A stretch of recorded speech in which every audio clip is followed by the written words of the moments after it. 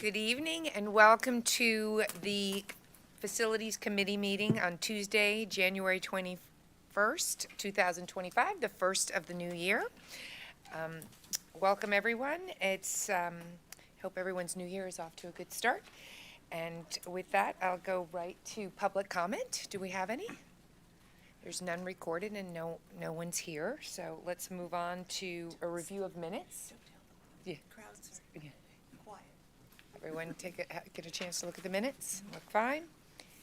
We'll move on to, wait, is there no administrative remarks? Wait. Sure. Administrative remarks, sorry, I passed that, thank you. That's all right. Mr. Morris. All right, thank you.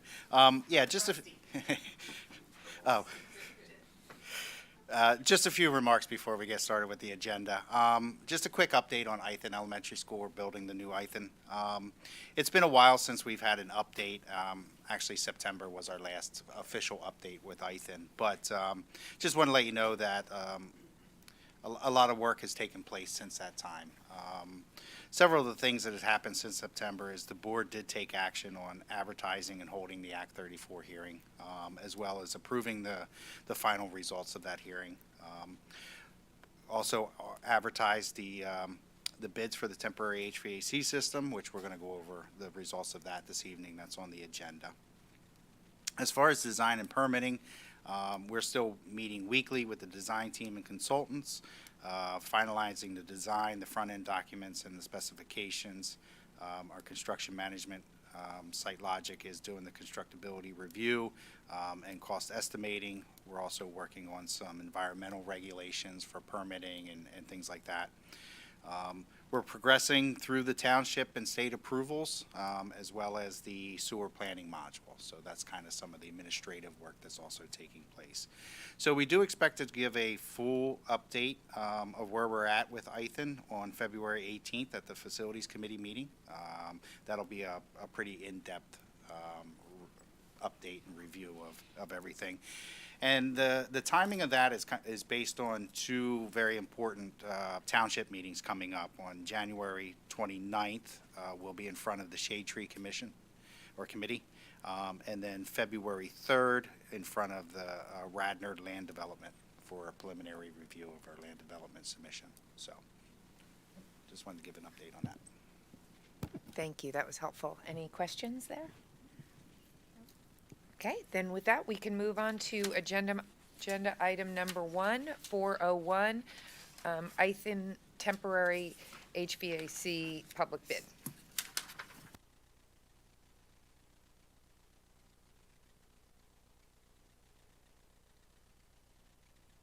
All right, thank you. I want to bring up at this time Walt Tack and Damian Spar from Site Logic, our construction management firm that we have hired for this project. So as I spoke before, board did authorize the advertising for bids for a temporary HVAC system for Ithan Elementary School. Just a quick recap of that. These are HVAC components, boilers, piping, controls, pumps, and things of that nature that are a necessity for when we do break ground on the new Ithan. All right, so we have a geothermal system there now which needs to come offline. So these systems will ensure that our HVAC, our heating and air conditioning, remain functional and proper throughout the entire construction phase.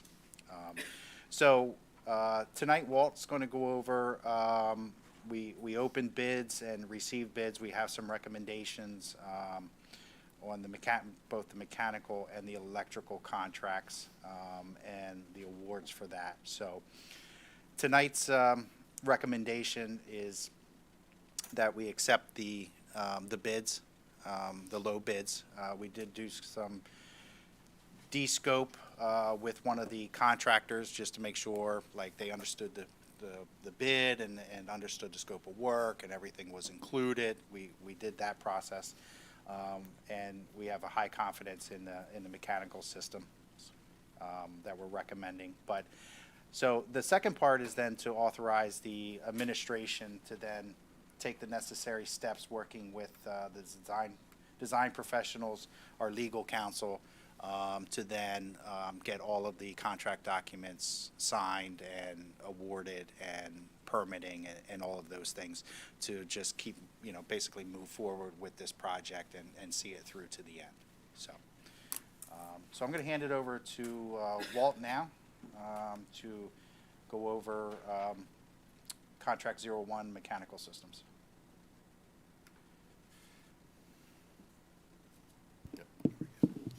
Evening. So on the December 20th, we opened bids for the temporary HVAC system. We received very good contractor participation. We had 7 mechanical contractors bid the project and 5 electrical contractors, which, especially considering the small size of the electrical, was very pleasing, very good to see. Parent low bidder on the mechanical is GEM Mechanical, GEM, at $569,000. The parent low bidder on the electrical was Stanton Electrical at $59,475. Both are, significant amount lower than the second bidder, but as Ken indicated, we've talked with both contractors. They both feel comfortable with it. Both seem to have a good understanding of the scope of work and are standing by their numbers. So we have a high level of confidence in recommending these bids to you. I guess any questions? Any questions? Do you have a question? Just a really quick one. When, and I think I mentioned this to you, base bid, can you just describe what that base bid means? Does it Well, go that's higher than that base bid? The base bid is basically the price that they provided to, or gave us to provide the systems as specified and designed. It's basically relocate an existing boiler from the high school that is used as a backup and actually is not used for that, was installed for backup and not used. That's being relocated into the lower level of the existing Ithan Elementary School. There are 2, as you may recall, cooling towers that were salvaged and relocated to the school. Those will be connected with piping to the existing loop along with a new boiler. New pumps will be put in. There will be a heat exchanger put in to exchange the heat between the different systems, and then a filter system to extract any dirt from the system that may get into it through the cooling towers. All that will be piped together, tied into the automatic temperature control system. The purpose is, as you may recall, we are building the new elementary school is going over the footprint of the existing well field. And so the well field will have to be removed in order to build the new school, so we'll leave you without a source of heat and cooling for the building. This will replace that for a period of time while we're building the new school. But yeah, that's basically to provide it as specified. We say base bid because sometimes we may have alternate bids for other things that you might want to change. If you want to add something, take something away, or change systems or components. We didn't really have any of those in this project, in this bid. This number's pretty good. Yes, yeah. Okay. Okay. So then I do, sorry, Lydia. Oh, well, you may answer my question. So did you explore other ways to do this than like buying new equipment and installing new things? Is there any other way to do this? We did talk about different ways to do it. And frankly, there weren't a whole lot of options, and we did reduce the cost a fair amount by using a salvaged boiler, using salvaged cooling towers. That probably saved several $100,000 in the process. And then I just want to point out, this is a temporary system. So when we go to, through the process of building the new Ithan, and then we get to the demolition stage after the new building's built, we get to the demolition stage of the existing Ithan. These systems and components, of course, are no longer needed. They would be demoed with the boiler, with the building. But through the process, we have identified approximately $200,000 that we are going to, and we put it in the contract documents, that we're going to take ownership of. So we're not installing things just to then demo it. We're looking towards the future. One of the things, I'll just give you an example, is we're doing a large HVAC upgrade at the high school. We have cooling towers there.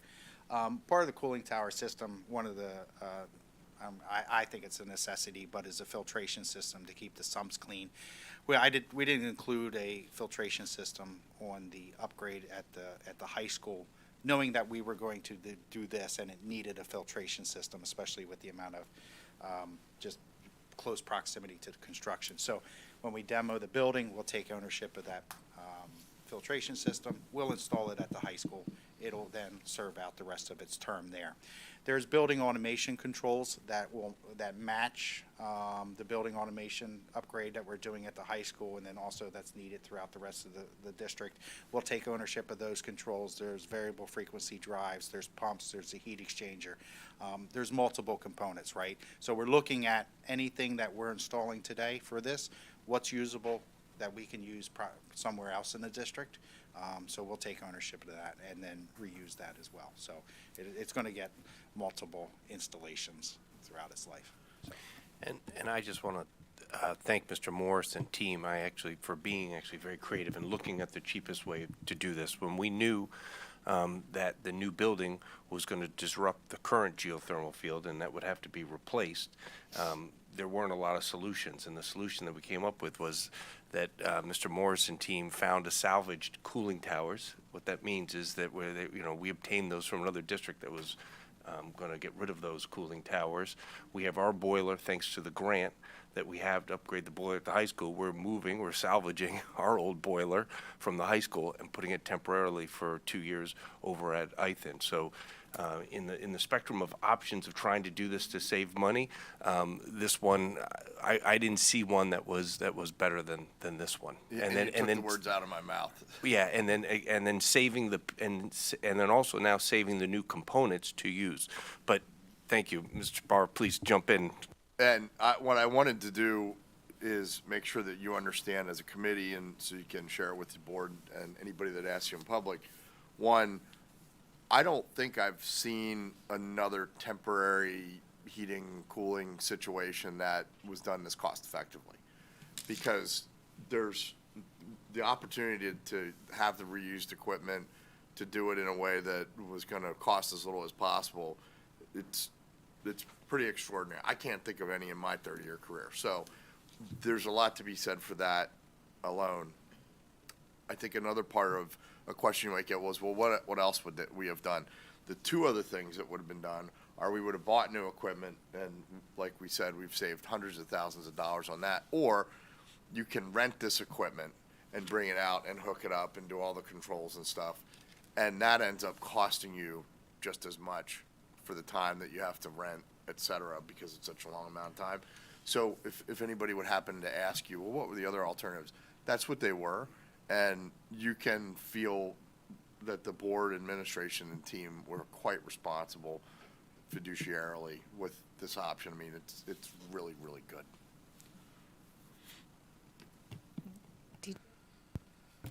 I was just going to comment, and you touched on this, just the bids for electrical. That low bid is half of what the high bid is. Let me point out something to you in transparency for everyone. If you look, you'll see that we had a budget number over here in the corner. Our budget number was lower than the low bid, and I can explain that. I can explain that to you in a couple of elegant words. Some things are just more painful for contractors to do than they want to do for the lowest cost that you think it's going to be. So there's a factor for that. There's a factor for it's a little bit of a job. We might be able to do it for what we had budgeted, but because it's so small, we want to make money. That's very difficult for us to estimate. You'll notice on the HVAC side, if you do the math, I think we're within 8%. Even something that's $500,000, it's hard to judge what that factor is going to be for the contractor saying, it's not that big of a job, I'm going to make a little bit more, and it's hard to predict. I was really pleased with the HVAC.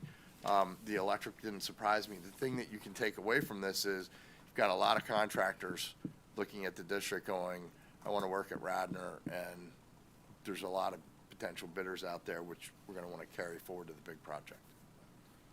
But also, I just want to reassure that, you know, through that de-scoping process that we had with the contractors, and we actually did it twice with Gem. Yep, you did. So that's going through, like, the scope, making sure that they understand the scope of work, what's included, what they have to provide, everything about the job, and then basically getting them to, you know, say, yes, we understand that, that's what our price reflects, right? Or an opportunity had- to say, oh, well, Right. maybe I didn't consider that or take that into consideration with my bid. So we went through that process. So these two contractors have both signed off with confidence that they understand the scope and that their pricing is reflective of that, so. Have we worked with either of these contractors previously? No, We have, Okay. I have not. yeah, and contractors can be as good or bad as the people that are on the project, but traditionally, both these contractors perform. Thank you. So, but I'm very familiar with Gem, but have not worked with them directly.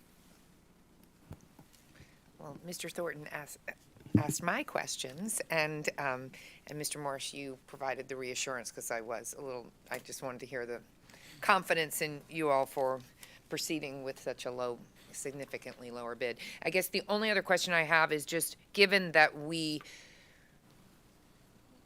don't know if I should use the word potentially, or at this point are looking at a later start date based on when we go out to bid, is now the time to do this? Is there any reason to hold back committing these funds now, or should we proceed? Yeah, so the recommendation is to proceed. You know, theoretically, I mean, looking at our timeline now, and SiteLogic could talk to that. Right now, we're not, currently as we speak today, we're not that far off. So these systems would possibly be used this coming fall, right? I know the goal was to have them available and to be used for the summer because of breaking ground. That's been pushed back a little bit. But let's just say worst case scenario, right? Worst case scenario, I think gets pushed back for bidding, and we don't actually break ground till next year, right? Having these systems in place today, knowing that we got to do it anyway, is going to be a cost saving, because we're just going to endure escalation costs between now and then, knowing that we need it, right? And then these systems, even if we replace them today and then we postpone for whatever reason, it's just a matter of we flipping the switch, right? So we can still maintain the geothermal field intact, let that operate as normal, reap the benefits of that, and then if we say, okay, next April we're going to break ground, there's some safeguards in here, right? So then it's just a matter of shutting off the geothermal field, isolating that, flipping the switch on this, and then we're ready to rock and roll, right? So installing it now is actually going to save us a little money over waiting. Any other questions, comments? All right, thank you. Thank you. We'll move on to 402, district-wide roofing replacement and restoration plan. All right, thank you. Tonight I have Randy Klein from Tremco here to go over a short presentation, answer any questions you might have. But as you remember, this past summer, we did complete phase 1 of the high school. That was about 49% of the roof. We need to complete phase 2. We did also gave an update on that roofing project in September. Since then, we were finalizing the proposal, kind of putting some of the means and methods to phase 2. We did have this on the agenda for November. We decided to table it until this month. That gave an opportunity for administration and to work with Tremco and the contractor and really take take a deep dive a little bit further into this to see if there was any cost savings. And so we're coming back tonight with the updated proposal with some cost savings. We identified somewhere around $300,000 in cost savings with this new quote. So what does that mean? That $300,000, while we took a look at the whole project, we have not changed the quality of the materials, the quality of the contractor. We have not changed anything that jeopardizes the outcome of Phase 2 to match the outcome of Phase 1, right? So what we did do is we took a look at some what they call means and methods, okay? So in any project, just real quick, in any project you have your design, right? So the design is, just give you, that's how the flashing's gonna be bent, right? Or how the blocking's gonna look, right? And then you have the specifications, which is what manufacturer you're going to use, what product are you going to use, the flashing, what metal is that, the wood, what type of wood, right? Is it pressure treated or not pressure? That's the specifications. And then you have means and methods. And typically the means and methods is not something that we get into. It's more of left up to the contractor to figure out how they're going to do the job, right? So to give you an example, with this roof, we need to remove stone from the build-up roof before we can start tearing the roof off, right? So means and methods would be the contractor deciding whether they're going to use a large vacuum to do that or they're going to use shovels and rakes and wheelbarrows, right? Like that's up to them to decide how they do. But we kind of got in the weeds with means and methods to see if we could cost savings. There was some joint efforts between a lot of people up on the roof, a lot of hours spent looking at it, and we came up with the cost savings in substituting some machine work for hands-on work, all right? And that has to do with the area that you'll see tonight, which is kind of like building locked. It's the center of the building that just can't be accessed. It's not accessible with standardized equipment. So one of the processes we were going to do originally was to bring in a large crane. I'll take that back, a massive crane, to be able to reach those areas, right? And that would help the contractor then get the old materials. They use large construction bags or dumpsters that they fill up, and then the crane takes the materials off. It's very efficient. And then to get the materials to that section, they then use the large crane to get it to there. So with this process, we're substituting that large crane for more hands-on work. So we'll be moving those materials that from that inaccessible area through a system of scaffolding and stuff to an area to which the standard crane, which was going to be on site as well for the other areas like we had last year, so that it can reach and pick those materials up, right? So while we're cutting costs, we're also trading off for some inefficiencies in the job, right? So what does that mean, inefficiencies? Well, if we have a summer like we did last summer, it's beautiful, it's sunny, guys are out working every day, we're going to be very successful. If we have a very rainy summer, not to say we're not going to be successful, but there's less opportunity to make up time. You know what I mean? Because we have those built-in efficiencies. When you have this large equipment, it's easy to make up time. But when it's all hands-on, that kind of limits us a little bit. So the goal is still to be done by the time students come in. So I don't think any of us are taking that as a option not to be done, but I just wanted to let you know where that savings came in, okay? So, so tonight we have a presentation. Thank you, Randy, for being here. I'm going to cue that up, and if you want to take place. Good evening. I've got a little PowerPoint we'll go through. It'll show you sort of where we're at and where we're headed.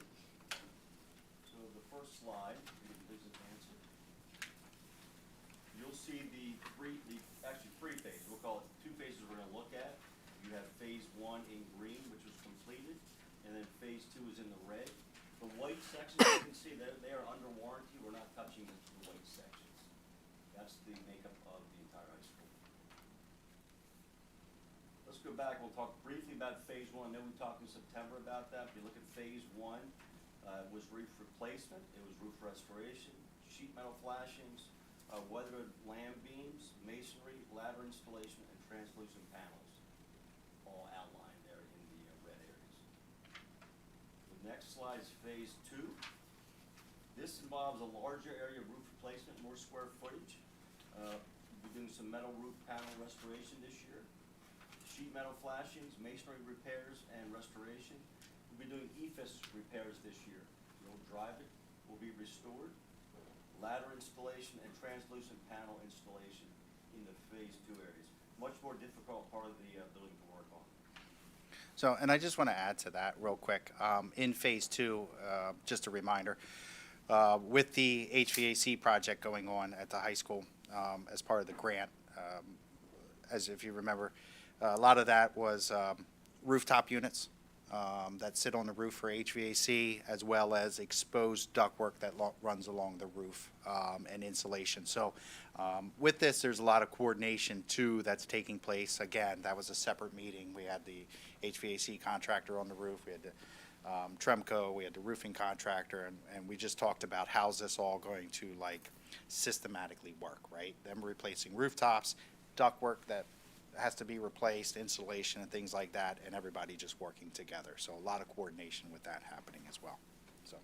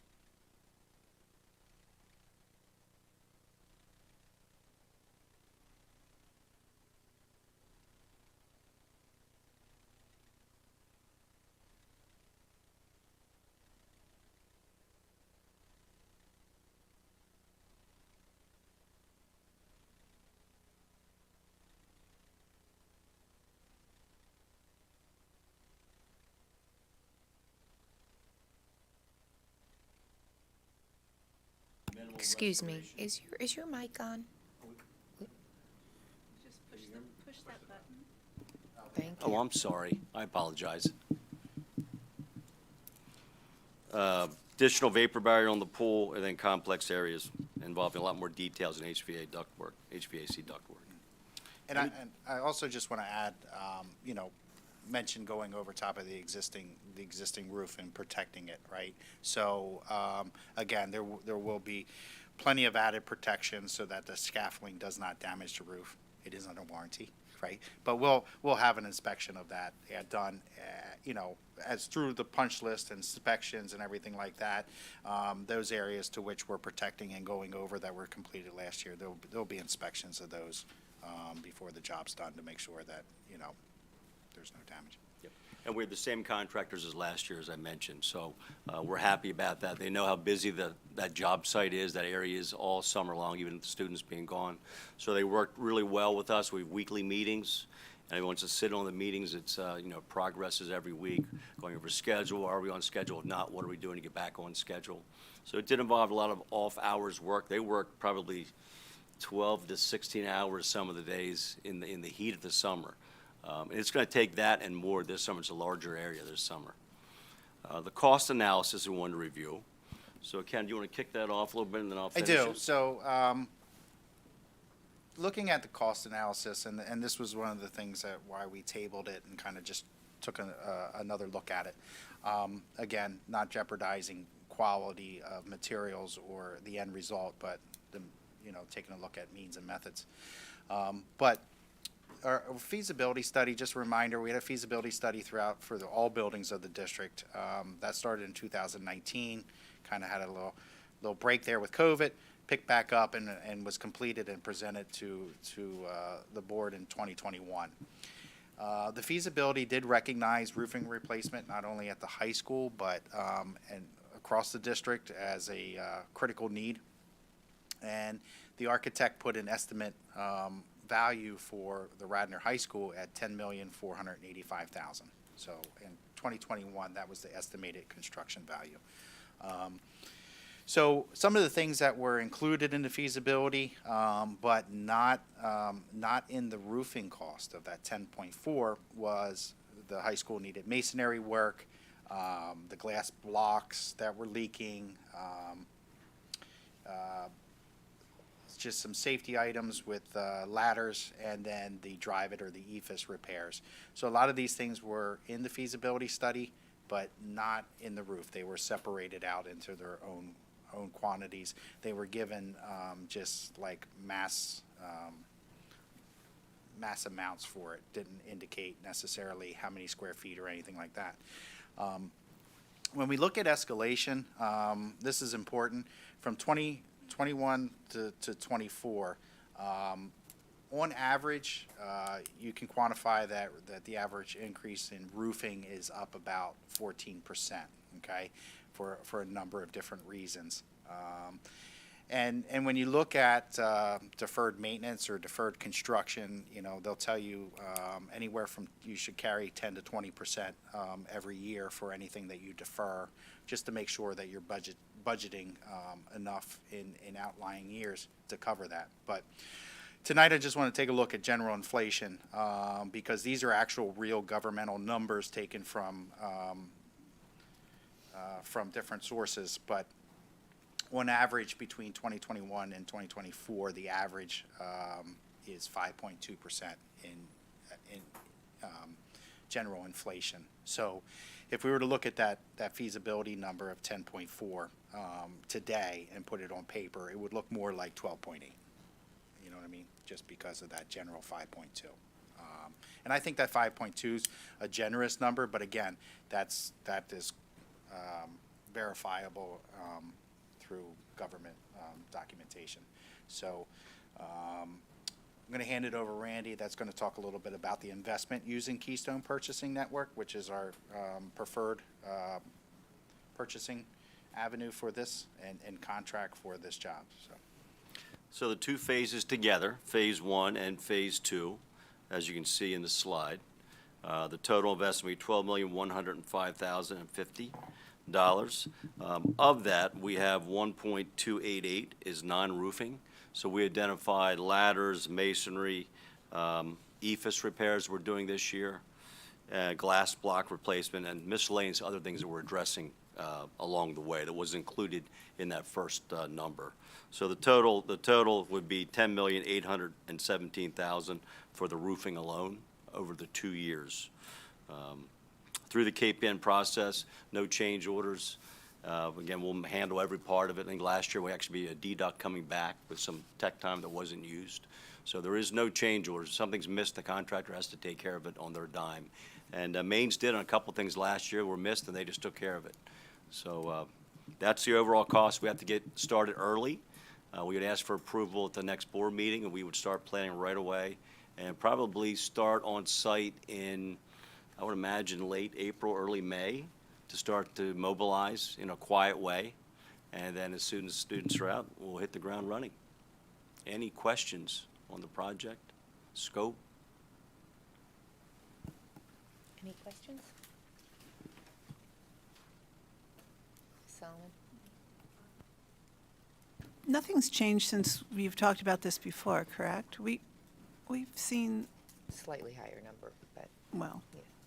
always. Yeah. But this hasn't really changed from what we've discussed, No. right? Yeah. I guess my only question would be to Mr. Pauling that we're okay, this is in the budget. How do we stand in our capital expenses? Can say yes. Yeah, you good? Yeah, good. Trade you glasses for the mic. Yeah, so as we presented last week at the Finance Committee meeting, we had an ending reserve balance for our capital projects at around $25 million.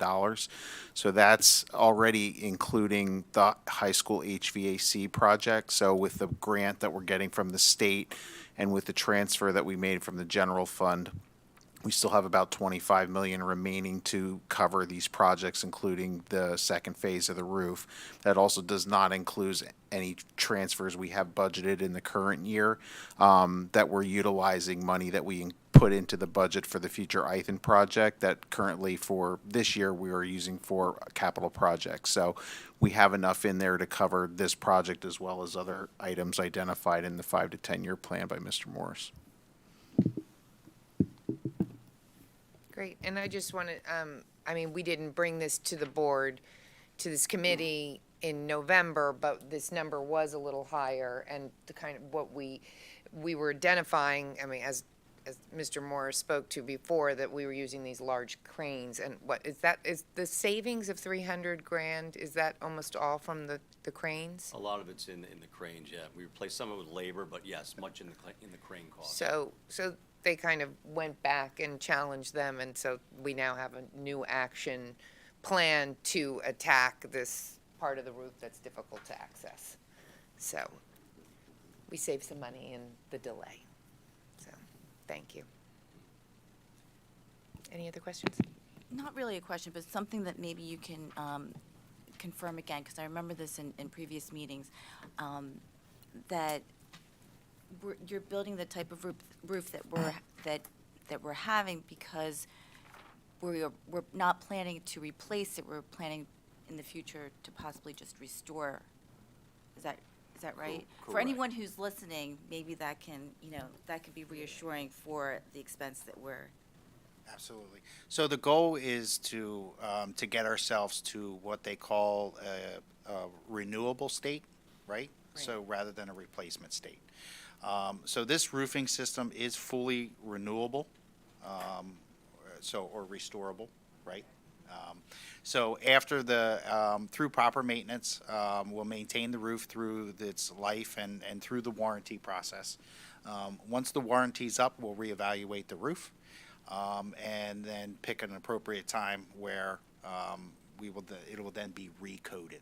Right, so then that's what they call restoration, right? So we're not ripping anything off.